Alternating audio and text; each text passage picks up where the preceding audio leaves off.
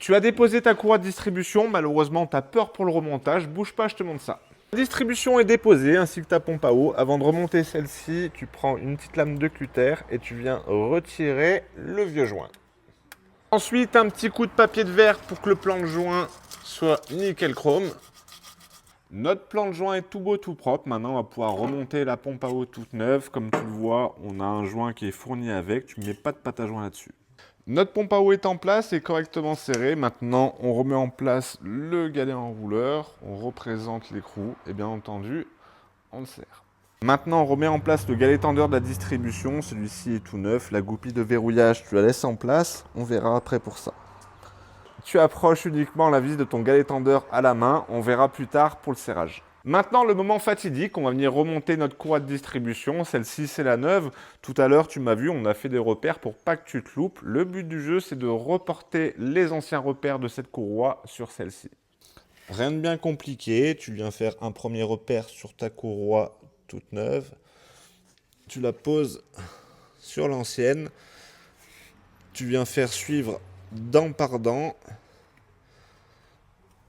Ensuite, dès que tu vois un repère, tu le remets sur ta courroie neuve, ainsi de suite. Tu as repéré ta courroie de distribution, c'est très bien, ça va te rassurer lors du montage. On commence par le vilebrequin. Tu te souviens tout à l'heure, j'ai fait des petits repères là, ils sont juste là. Je viens présenter la courroie au bon endroit sur mon vilebrequin. Notre courroie de distribution est bien en place sur le vilebrequin. On passe derrière notre galet enrouleur. On vient la mettre maintenant sur l'arbre à cam. Vu qu'on a fait des petits repères, on s'assure que ceux-ci coïncident, un peu comme cela. Et on va faire pareil sur la pompe à injection. Notre courroie est désormais en place sur l'arbre à cam, ainsi que sur la pompe à injection. Je ne sais plus qu'elle a poussé pour qu'elle rentre davantage. Idem dans le galet tendeur et dans la pompe à eau. Maintenant, on va venir retirer nos piges. Bien entendu, on retire également celle de l'arbre à cam. On va venir maintenant retirer la goupille de verrouillage sur notre galet tendeur.